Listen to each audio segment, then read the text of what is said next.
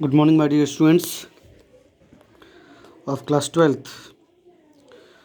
Today I am going to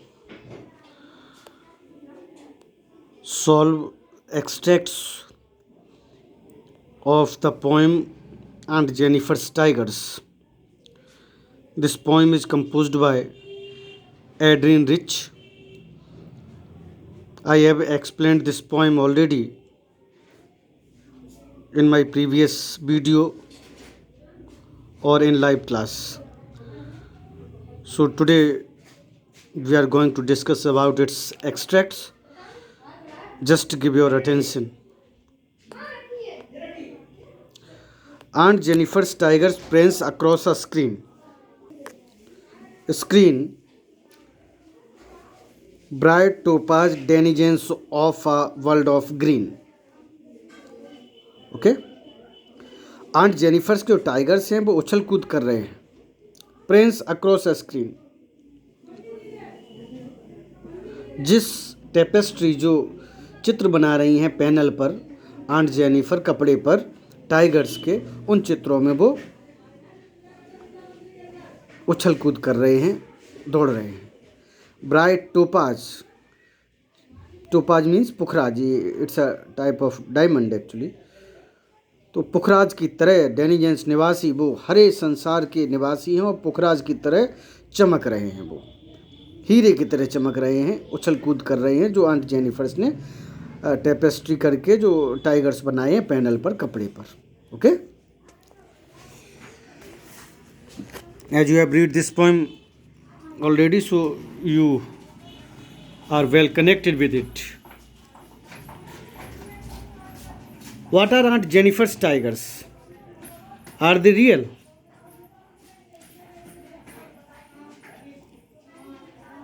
क्या हैं aunt Jennifer's tiger? क्या वो रियल हैं? तो Aunt Jennifer's tigers are the tigers she had made on the tapestry. वो टाइगर्स हैं जो कपड़े पर पैनल पर वो बना रही हैं. They are not real, they are not real, वो रियल नहीं है. कपड़े पे बनाए हुए आर्टिफिशियल टाइगर्स हैं. Okay, what are they described as bright topaz? Why are they described as bright topaz? चमकीला पुखराज क्यों बोला गया उनको? तो they are described as bright topaz because these are images on screen and are transparent and woven with bright colors. ऐसे रंगों से बनाए गए हैं जो चमक रहे हैं, दमक रहे हैं. These are bright and crystallines, बिल्कुल क्रिस्टल की तरह चमक रहे हैं. ठीक है, तो इस तरह से भी कह सकते हैं. और वो देवर प्राउड, देवर ऑनर्ड, देवर प्राउड, देवर डेयरिंग, स्ट्रॉन्ग, इसके लिए भी कह सकते हैं कि वो चमक रहे हैं. Speciality of those tigers. What does the phrase "a bird of green" refer to? A world of green, a world of green, हरा भरा संसार जो उन्होंने बनाया है. The phrase "a world of green" refers to the forest. क्या बनाया है? हरा जंगल बनाया है. उस जंगल में वो टाइगर्स बनाए हुए हैं उन्होंने. Okay, pick up birds from the extract which means the same as sparkle, bright, चमकदार, इनहेबिटेंट निवासी, डेनिजेंस, जो पोएम में दिए हैं वो वर्ड्स आपको मैच करने से. स्पार्किल ब्राइट दिया है, ब्राइट टोपाज. इनहेबिटेंट का डेनिजेंस दिया है वहाँ पर. ठीक है, native denizens. Next, they do not fear the man beneath the tree. जो पेड़ के नीचे लोग खड़े हुए हैं वो डर नहीं रहे हैं टाइगर्स उनसे. जैसे आंट जेनिफर डरी पूरी जिंदगी, डर डर के जी हैं, वैसे वो टाइगर्स नहीं हैं. वो किन्हीं लोग जो खड़े थे पेड़ के नीचे वो डर नहीं रहे. They pace in sleek chivalric certainty. वो उसी दृढ़ता से, ठीक है, उसमें बने हुए हैं, डटे हुए हैं. ठीक है, चमक रहे हैं, प्राउड से खड़े हुए हैं. Why do the tigers not fear the man beneath that tree. जो लोग पेड़ के नीचे बैठे हैं या खड़े हुए हैं उनसे टाइगर्स क्यों नहीं डर रहे हैं, जो बनाए हैं आंट जेनिफर ने. तो tigers do not fear the man beneath the tree because they are fearless creatures. कैसे बनाए टाइगर्स आंट जेनिफर? अपनी पूरी जिंदगी जैसी वो जीना चाहती थी, as life she wanted to live she had drawn on the panel. Fearless creatures who are very confident of their power and strength, ताकत में बहुत कॉन्फिडेंट है। Next, what do understand by chivalric certainty? Chivalric certainty refers to the sense of confidence and chivalry that the tigers possess। जो confidence, जो dare उनके अंदर है, जो रेफर की गई है, जो उनके पास है, उसको यहाँ पर कॉन्फिडेंस, डेयर ये दिखाई गई है टाइगर्स की। They are very confident about their power and strength, अपनी पावर और स्ट्रेंथ के बारे में बहुत कॉन्फिडेंट है। They are daring, they don't afraid at all, they are strong.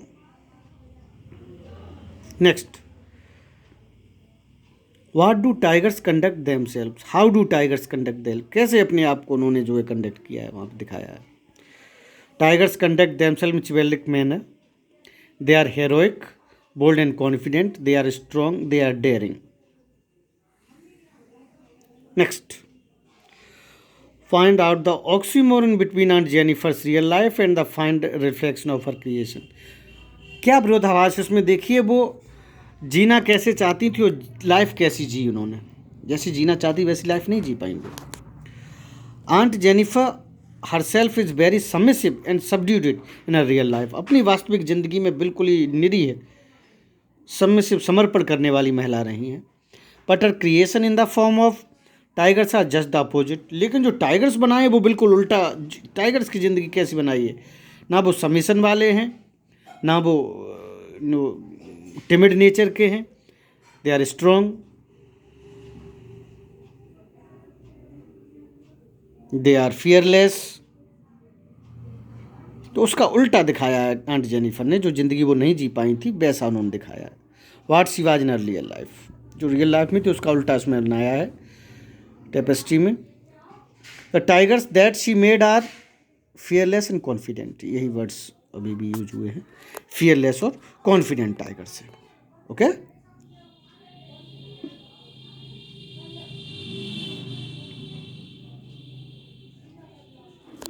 Next, Aunt Jennifer's tigers fluttering through her wool find even the ivory needle hard to pull. Massive weight of uncle's wedding wind sits heavily upon Aunt Jennifer's hand. Aunt Jennifer की उंगलियां कांप रही हैं। जो tapestry कर रही हैं, वो बना रही हैं जो टाइगर्स ऊन से कपड़े पे, तो उसकी उंगलियां कांप रही हैं उनकी। Find even the ivory needle hard to pull. हाथी दांत की सुई जो बहुत हल्की होती वो भी उनके लिए हार्ड है खींचने के लिए। इतना डरी हुई हैं अंदर से और दुखी हैं। The massive weight of uncle's wedding band. Uncle से जो शादी हुई थी उस शादी का वजन, उस विवाह का वजन अब भी उनके हाथ पे रखा हुआ है। जो वेडिंग बैंड दिया था उन्होंने, दिल पे भी वजन रखा है। Sits heavily upon Aunt Jennifer hand. उनके हाथों पे वजन रखा हुआ जो बैंड पहने हैं, जो शादी में मिला था। यानी मतलब जो दुख उनको दिए गए हैं वो बहुत दिल पे उनके जो है बैठे हुए हैं। What do this lines tell us about aunt Jennifer? Aunt Jennifer के बारे में क्या बताती हैं line? This lines tell us that aunt Jennifer is highly talented creative. बहुत टैलेंटेड और क्रिएटिव है। She has expertise in needle work. सुई से वर्क करने में बहुत एक्सपर्ट हैं। तो बहुत जल्दी जल्दी वो टाइगर्स और प्यारी टाइगर्स बना रही हैं। ठीक है, she is making the tigers as symbol as the dare and courage as she wanted to live her life but she couldn't। वो सब चीज़ें इस पे बना रही हैं। Next, why are her fingers fluttering?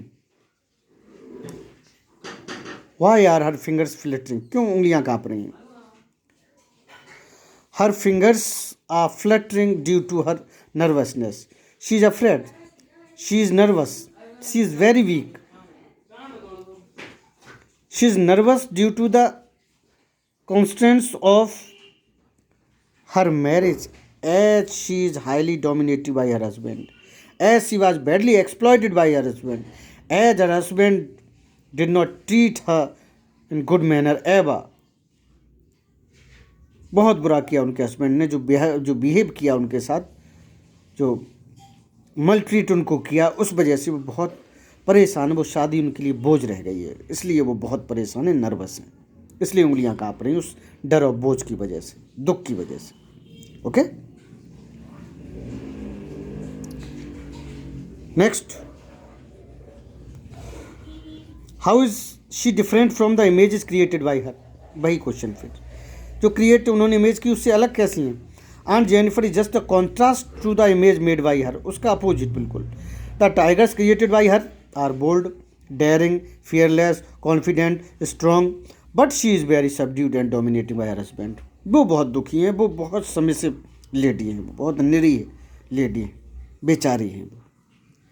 Next, describe the image the massive weight of uncle's wedding band. इसका क्या मतलब, बहुत भयंकर जो वजन अंकल के वेडिंग बैंड का था। The massive weight of uncle's wedding band refers to the restrictions put on her by the male dominated society. पुरुष प्रधान समाज के द्वारा, यानी कि अंकल के द्वारा, उनके हस्बैंड के द्वारा उन पर जो वजन रखा गया था, जो उनको शोषण किया गया था, एक्सप्लॉयटेशन किया गया था उनका, ठीक है, वो यहाँ पर दिया गया है। The wedding band is a burden of for her. वो वेडिंग बैंड जो उनको अंगूठी या बैंड जो कड़ा जो मिला था शादी में, एक बर्डन उनके लिए। As it has taken away her freedom to express her self. उस वजन ने तो उनकी फ्रीडम ही उनसे छीन ली। कभी अपने आप को वो तो एक्सप्रेस ही नहीं कर पाई, कैसी ज़िंदगी जीनी थी, जो लाइफ वो जीना चाहती थी, the life she wanted to live with honour, she could not live due to the well treatment और बिहेवियर ऑफ अंकल। बोझ बन गई लाइफ उनकी, जो शादी की लाइफ थी, पूरी ज़िंदगी उनकी बेकार चली गई उसमें। लेकिन जो टाइगर्स बना रही हैं वो वैसे ही बना रही हैं जैसा वो जीना चाहती थी। Okay,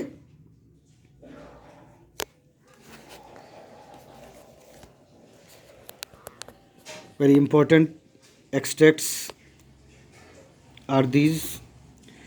You must solve them in your own words or different lines which are given in answers. I have also given answers and I am sending the video along with the answers so that you could relate yourself with the extract, and then you could understand them in proper way or better way, ताकि आप ढंग से समझ पाएँ extracts को, इनसे जुड़ पाएँ, पोइम से जुड़ पाएँ जो आपने पढ़ी है, और इन आंसर से आप आइडिया लगा पाएँ किस तरह से आंसर्स आपको लिखने हैं। Okay,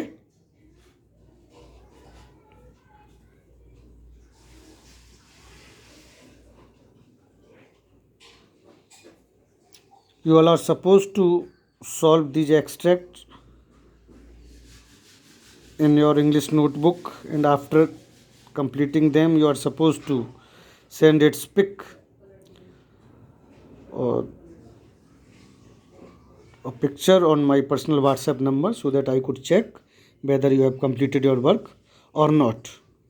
Okay, after this work I will give you extract without answers, then I would see how much you have learned and got.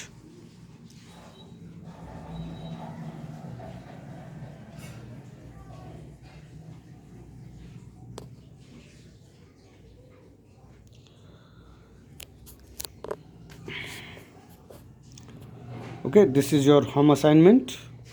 You must complete these extracts and send your done work in the form of pic on my personal WhatsApp number so that I could check it. Okay.